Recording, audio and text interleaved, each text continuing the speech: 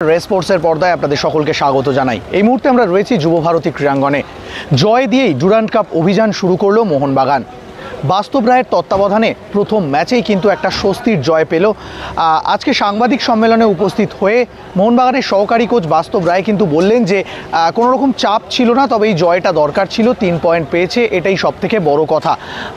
Tom অলরেড তিনি কিন্তু প্রথম দিনেই মাঠে নামলেন এবং অধিনায়কের আর্ম ব্যান্ড পরে খেললেন। এই প্রসঙ্গে বাস্তব রায় বললেন যে তিনি কিন্তু টম অলরেডকে আজকে খেলতে বারণ করেছিলেন, তবে টম অলরেড একজন বর্ন লিডার এবং তিনি এই লিডারশিপটা নিয়ে মাঠে নামবেন বলেই আজকে ম্যাচটা খেলতে চেয়েছিলেন এবং যথেষ্ট ভালো খেলেছেন তিনি। ম্যাচ শেষে কি বললেন মোহনবাগানের সহকারী কোচ বাস্তব রায়, চলুন শুনে নেওয়া যাক তার মুখ থেকেই। আমি যদি XYZ আরও 4টে প্লেয়ার রাখতাম তাহলে আমার Jimmy McLaren, Manvir, Liston, Dimi এদেরকে আমি রেজিস্ট্রেশন করাতে পারতাম না। এটা টুর্নামেন্টের রুলস।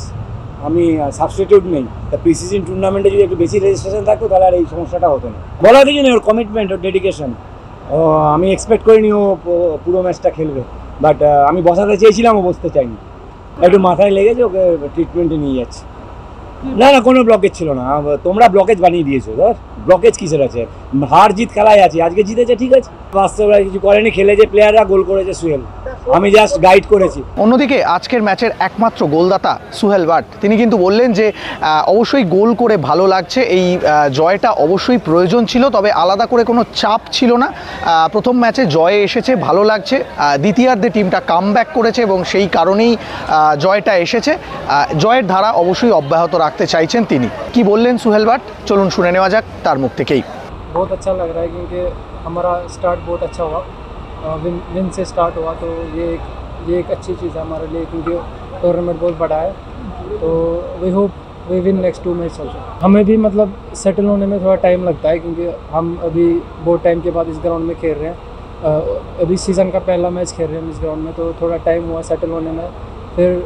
फिर समझ आया कि मतलब कैसे खेलना, फिर सेकेंड हाफ बेटर हो। जी प्रेशर नहीं था, बस मतलब एक रिस्पॉन्सिबिलिटीज़ होती है हर प्लेयर की, तो वो थोड़ा लैग कर रही थी। तो फिर फर्स्ट हाफ में थोड़ा लैग कर रही थी, जो रिस्पॉन्सिबिलिटी सबको दिया था, बट सेकंड हाफ में वी बाउंस बैक, तो सेकंड हाफ में अच्छा हुआ है। যুব ভারতী ক্রীড়াঙ্গন থেকে ক্যামেরায় সৌম্যজিৎ দের সঙ্গে আমি সৌরভ মুখার্জি, রেস স্পোর্টস।